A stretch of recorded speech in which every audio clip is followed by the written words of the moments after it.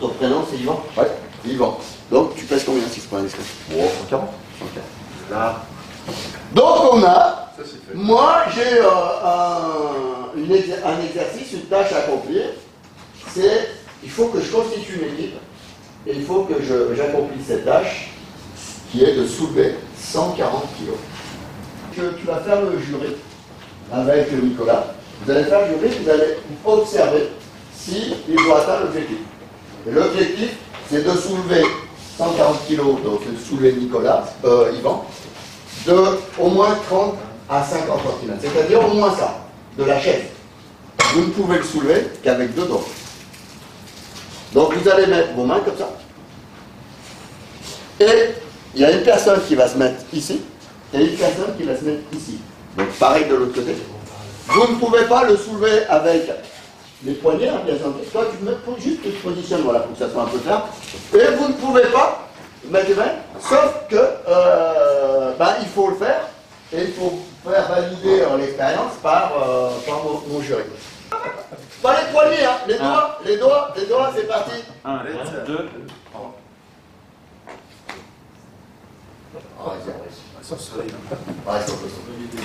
Top, bouge pas, remets-toi en place. Est-ce qu'ils y sont arrivés? Ouais, ils ont réussi. Et ça me fait chier parce que normalement ils ne devraient pas réussir. J'ai mangé 3 croissants ce matin. On va faire l'exercice complet. Pour montrer comment vous faites pour réussir avec un groupe comme ça. Vous êtes pratiquement sûr d'y arriver. Avec n'importe qui. La première chose qu'il faut faire, c'est moi, manager, je fais 10 secondes ici, je travaille avec moi-même. Qu'est-ce que je fais? J'enlève tous les doutes, je les pose là-bas. Parce que si je viens ici et que j'ai un doute, je suis mort. Pourquoi? Parce que le doute, je vais le prendre et je vais le poser là, et là, il va y avoir doute. Donc j'ai une équipe d'amateurs. On joue en Coupe de France au foot contre une équipe pro.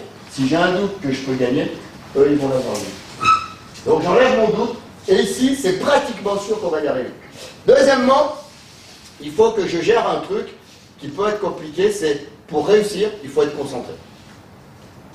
Et comment je fais pour être concentré? Je regarde ce qui se passe ici, et s'il y en a qui sont là, c'est mort. Donc pour être concentré, je vais vous demander de vous mettre autour, à votre place. Voilà. Et mettez-vous à votre place. Pour le moment, vous n'avez rien à faire, si ce n'est m'écouter.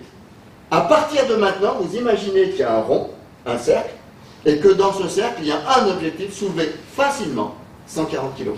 Si j'en vois un, regardez là-bas, parler, discuter ailleurs, ça va me poser problème. Pourquoi? Parce qu'une partie de son énergie est à l'extérieur et pas à l'intérieur. Donc il peut pleuvoir, il peut neiger, ils peuvent rigoler, ils peuvent se moquer, c'est pas mon problème. Dans les tribunes, les spectateurs, ils font ce qu'ils veulent. Moi, sur le terrain, je veux vous voir concentré sur le ballon et sur l'adversaire. C'est clair? Regarde, hop, Eric, tout de suite, il regarde ce qui se passe là, donc il n'est pas dedans. Putain, Eric. Donc moi, manager, j'observe. Hop, Eric, tu n'es pas dedans. Là, maintenant, tu es dedans parce que sinon, on est une roue, un carrosse à 3 roues. Là, je veux 4 roues. T'es prêt? Prêt? Maintenant, je veux qu'on s'entraîne. On s'entraîne sur le même rythme. On n'était pas tout à fait sur le même rythme. Je veux un manager. Toi, tu vas être mon manager. Vous allez tous poser la main, une main sur Nicolas, sur Yann. C'est parti. Posez une main. Toc. Comme il faut. Non, sur la main. Tout sur la main. Comme il faut. Posez. Tac. Les deux mains. Voilà. Mettez bien sur vos jambes. Maintenant, tu vas compter jusqu'à 25 en essayant que tout le monde se cache sur tes chiffres. 1, 2. Vous fermez les yeux et toi, tu comptes à voix haute. Et eux vont compter à voix haute, en fermant les yeux. Toi, tu vas tenter de caler le même rythme. Ferme les yeux. 1, 2, 3. Top! Il y en a qui sont en retard, il y en a qui ne sont pas dedans. Regarde là, fermez les yeux et recommence. 1, 2, 3, 4, 5, Sur le même rythme.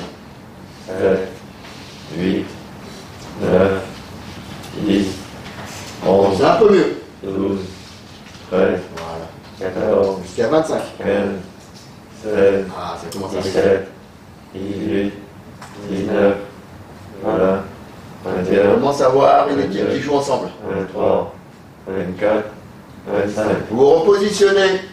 C'est parti, vous repositionnez pour pouvoir lever 140 kg, sauf que tu donnes le tempo. C'est parti. 1, 2, 3. C'est parti. Positionnez-vous.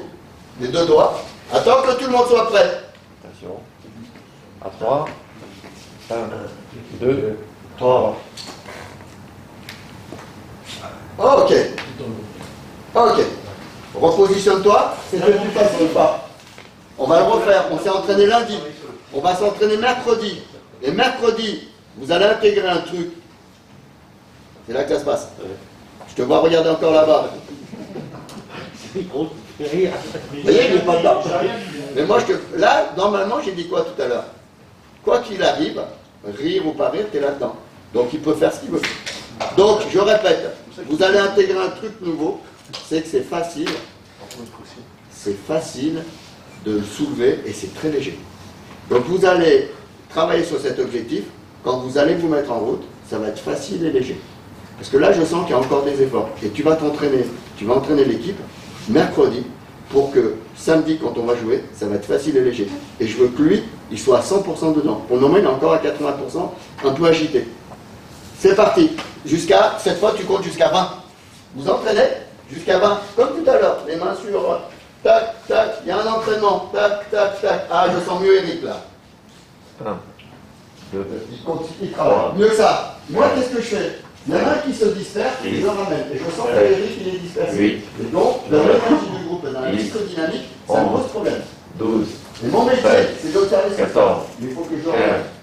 15, 16, 17, 18, C'est mieux. 19, 20. C'est parti. Et là, tu me donnes le tempo comme il faut. Jérôme, Attention. c'est parti. Tu Trois. attends que toute l'équipe soit prête. 1, 2, 3. Ok. Est-ce que c'est plus fluide, plus facile, plus léger? Oui. Ouais, sur le terrain, c'est mieux. Merci pour l'accompagnement. Merci à toi. C'est bon, on a terminé.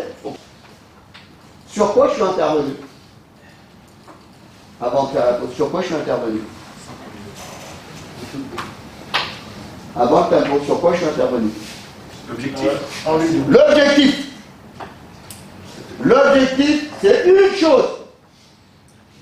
Une équipe sans objectif, c'est une équipe qui se disperse. Une équipe qui a un objectif, c'est une équipe qui va mettre de l'énergie dans la même direction. La fonction première du manager ou du coach, c'est de savoir vers où il faut aller. Pour pouvoir vous permettre aux gens, quand ils rentrent, de donner l'orientation à l'énergie. S'il n'y a pas d'objectif, ça s'appelle Eric.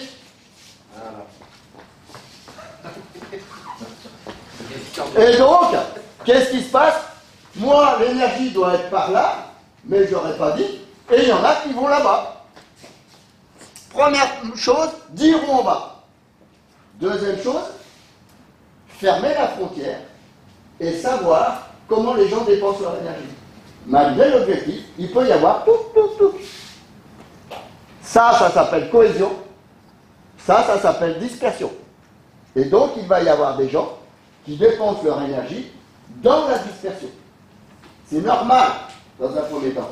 Mon métier, c'est de ramener sur de la focalisation, de la concentration. Hop. Qu'est-ce qu'on est en train de faire? De quoi on est en train de parler, les gars, là? Là, on part dans tous les sens. Je ramène l'objectif de cette réunion, c'est ça.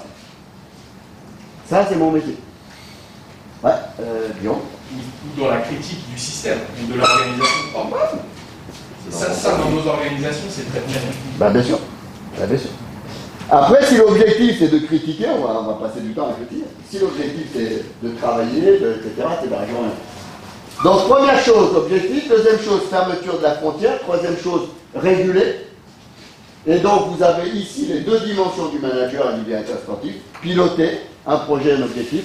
Deuxièmement, réguler. Je répète, les deux responsabilités du manager et du directeur sportif. Piloter un projet, réguler les processus. Donc, j'ai donné un objectif au club. J'ai donné un objectif d'entraîneur. Maintenant, je régule. Hop, qu'est-ce qui est en train de se passer? Hop, le temps. Hop, t'es pas dedans. Hop, etc. Ça, c'est mon métier. Et je vais juste préciser un truc. si je n'ai pas d'objectif et de la dispersion. Néanmoins, si je ne régule pas les processus, je vais me faire piloter moi par les processus. C'est-à-dire, si le manager ne pilote pas les processus, c'est quelqu'un qui va le piloter à ma place.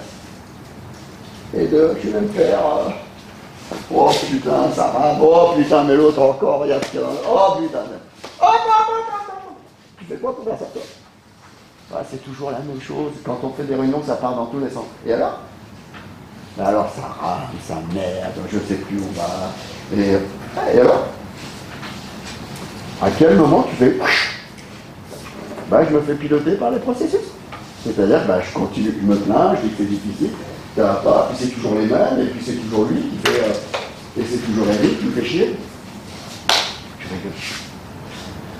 Ok, j'ai objectif, j'ai créé la frontière, je suis attentif à ce qui se passe dans la frontière et dans l'énergie, et il y a un truc que je n'ai pas fait, mais que j'aurais pu faire, mais que je n'ai pas fait là parce qu'il n'y a pas besoin. C'est imaginons que dans la façon de faire l'exercice, il y a un petit ici, et Yann il est assez grand, hein, un petit ici, donc par exemple Eric soit ici, et que le plus grand soit ici. Qu'est-ce qui va se passer? Ben, c'est comme si, en fait, mon attaquant jouait derrière, et mon arrière jouait devant. Donc il y aura un problème, parce que la compétence n'est pas utilisée. Donc qu'est-ce qu'il faudrait faire? C'est que le petit qui est là, qui va être limité dans, ben, je le mette devant. Et que le grand, je le mette là, parce qu'il aura plus d'ampleur et d'amplitude pour pouvoir jouer. Si je ne le vois pas, ouais. Donc, là, je ne l'ai pas fait, mais mon travail, c'est de observer l'organisation. Et là, la pertinence, c'est de bien mettre les gens à la bonne place.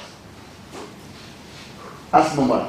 Et donc, je ne l'ai pas fait parce que j'ai observé que mon organisation, avec Jérôme, etc., les personnes étaient à la bonne place. Donc, je suis arrivé, le préparateur physique, c'est le bon préparateur physique. L'entraîneur de U7, c'est le bon entraîneur. Il n'y a pas besoin de changer quoi que ce soit pour le moment. Ok? Et enfin, dernière chose, j'évalue et je valide le résultat. J'évalue et je valide le résultat. Et là, je dis bravo! Parce que qu'est-ce qui se passe? Il faut communiquer, il faut faire des feedbacks et il faut récompenser les réussites. Bravo! Bravo l'entraîneur de U7! Il a passé son diplôme, il vient de... Bravo! Bravo pour le projet. Merci Cédric pour le travail que tu as fait avec moi, ça m'a permis d'être plus efficace. Donc ça, c'est important. Co-responsabilité, c'est... On pourrait avoir la pensée que, en fait, le coach, le manager, il est toujours responsable de tout. C'est un peu ça ce qui se passe dans le sport. Hein, c'est quand il n'y a pas de résultat, on fait sauter le coach. Assez vite. Alors ça peut être vrai que le coach n'est pas compétent, mais c'est aussi penser qu'en fait il est responsable de tout. Et que les autres ne sont pas responsables. Donc en formation, ou par exemple en tant que directeur sportif, c'est important de dire, moi je vais être responsable de mon travail, de mes missions, de ma vie, mais toi tu es responsable de ce que tu vas faire. Toi tu es responsable 100% de ce que tu vas faire, 100%. Donc ici, vous êtes tous responsables de 100% de ce que vous faites. De prendre des notes ou pas, de poser des questions ou pas, de faire des choses ou pas, d'utiliser les outils ou pas. Vous êtes 100% responsable. Moi, je ne suis pas responsable du fait que vous ne posiez pas de questions. Du fait que vous ayez des besoins et que vous ne fassiez pas de demandes. Je ne suis pas responsable de ça. Donc on est tous 100% co-responsables du fonctionnement. Ça permet aussi de ramener de la responsabilité.